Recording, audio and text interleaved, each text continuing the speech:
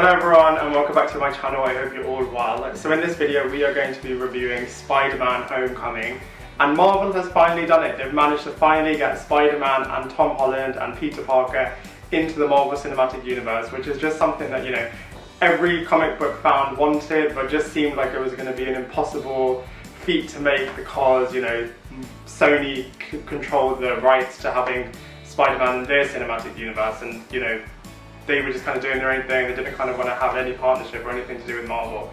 But now they've actually managed to finally get Spider-Man into the MCU.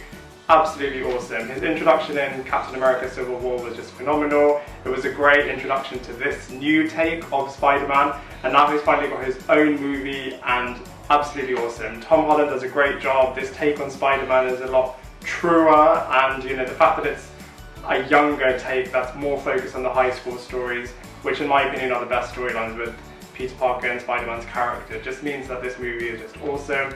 And yeah, the fact that it's something that, you know, everyone wanted and never thought was ever going to be possible, and the fact that it is possible and the fact that it has happened is just kind of epic within itself. But, you know, let's dig into the movie and see why it's as good as it should be.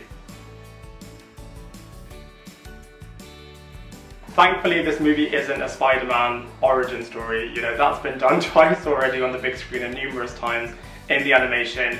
We all know that storyline to death, which is, you know, Peter Parker was bitten by a radioactive spider, he got brand new powers and he kind of used them for personal gain. That indirectly led to the death of his uncle, and then he learned with great power comes great responsibility. All of these little moments are referenced in the movie, but thankfully it doesn't play out. You instead meet a young junior Peter Parker / Spider-Man, and, you know, it kind of follows on from the events of Captain America Civil War, where he's in the early stages of being Spider-Man and is saving petty crime in his neighborhood, kind of being a friendly neighborhood Spider-Man, basically. Which is great, actually, because, you know, I find the best Spider-Man storylines are the ones where he's in high school, and I feel like it also gives this take of Spider-Man kind of his own identity within the MCU as well, you know, where there's sorcerers and scientists and all this sort of stuff. Now we have a teenage storyline with Spider-Man, and I think it balances out quite well in the MCU. So the movie starts off by explaining the backstory of the villain, which is Adrian Toomes, played by Michael Keaton, and you really understand his motivations and why he's doing what he's doing. So this starts off by him just kind of being like a normal average guy who's running a cleanup company and is kind of, you know, restoring balance to the city after lots of superheroes and supervillains have had their fights. So for example, after the Avengers first movie, it would be his company's responsibility to kind of clean up all of the mess that has been caused from this massive battle. And, you know, he's doing that with his team and his company, and then one day the Department of Damage Control kind of come in, who are working with Tony Stark, and just say, look, you're out of business, we're going to be taking it on from here, so please get lost, basically. And obviously Adrian Toomes is now losing his livelihood, his business, his credibility, and he tries to take it really well, but he decides to keep the weapons that have been found from this kind of cleanup, and then decides to create his own underground new business where he's selling these super powerful weapons to criminals, basically, as kind of his backstory. Meanwhile, Spider-Man is kind of fresh off the events from Captain America Civil War, and he's kind of waiting for his next big mission with Tony Stark, and while he's waiting for that, he's just kind of sorting out little petty crimes in his neighborhood, and soon gets tangled up in the whole battle with finding out what's happening with Adrian Toomes and the Vulture, and is just trying to stop him with that battle. Meanwhile, alongside with that, there's the Peter Parker storyline, which is, you know, him trying to be a high school student and being part of the academic decathlon, and also pursuing his love interest, which is Liz Allen, for the homecoming dance. So as you can tell, there's quite a lot going on in this movie, but I guess you can summarize it and simplify it in three main threads. So there's Peter Parker trying to be a friendly neighborhood Spider-Man whilst waiting for his mentor Tony Stark to put him on a new mission. There's Adrian Toomes, who's running this underground criminal weapons business for the last 8 years and is kind of being thwarted by Spider-Man. And then there's Peter Parker, who's just trying to live a normal high school life, and, you know, pursue his love interest and be part of the academic decathlon whilst also trying to be Spider-Man. As far as the characters and actors go, Tom Holland is the perfect choice for Peter Parker and Spider-Man. You can tell that he's absolutely loving the role, and he just does it really, really well. He plays Spider-Man really, really well, he plays Peter Parker really, really well, and he's just so enthusiastic, he's just so infectious, and I just think he was the perfect choice to be cast in this role. Michael Keaton similarly plays the Vulture and Adrian Toomes really, really well. You can really understand, you know, why he's doing what he's doing.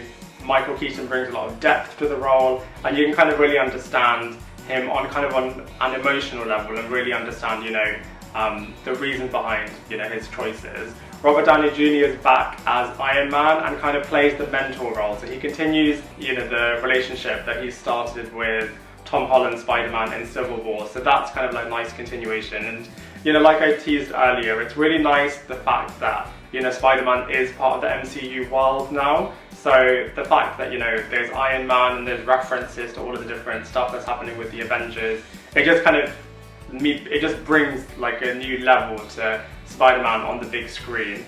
Then we have the supporting characters, so it's really funny to see kind of Happy in there. I feel like his relationship with Spider-Man is really, really good. Aunt May was a great choice.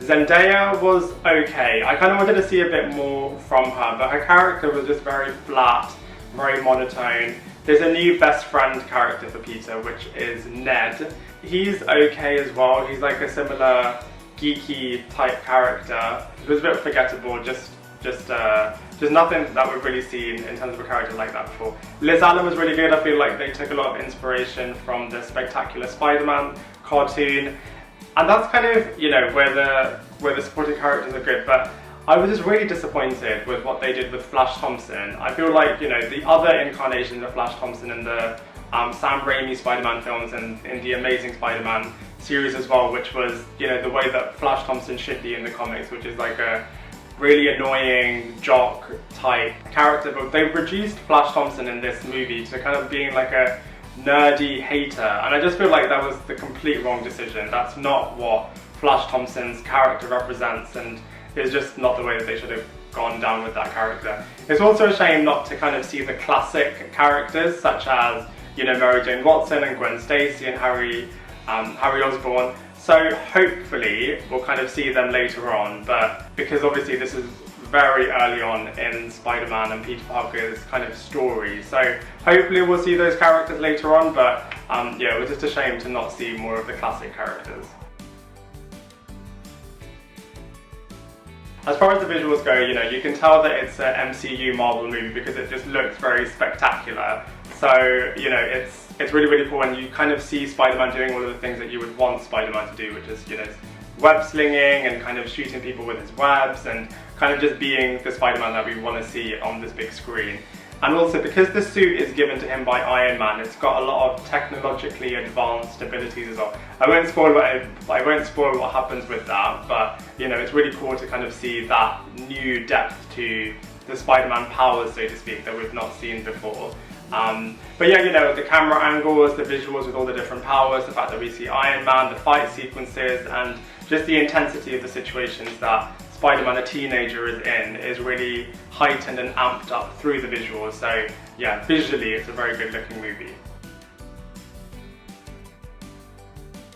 So comparatively to the other, you know, Spider-Man movies, I mean, I'm a really big fan of all of the Spider-Man movies. I really liked, you know, Sam Raimi's movie. I actually really liked the Amazing Spider-Man series as well. I was really, you know, invested in where they were going to be taking that movie's storyline and franchise, and I thought Andrew Garfield was just an excellent choice as well as Peter Parker.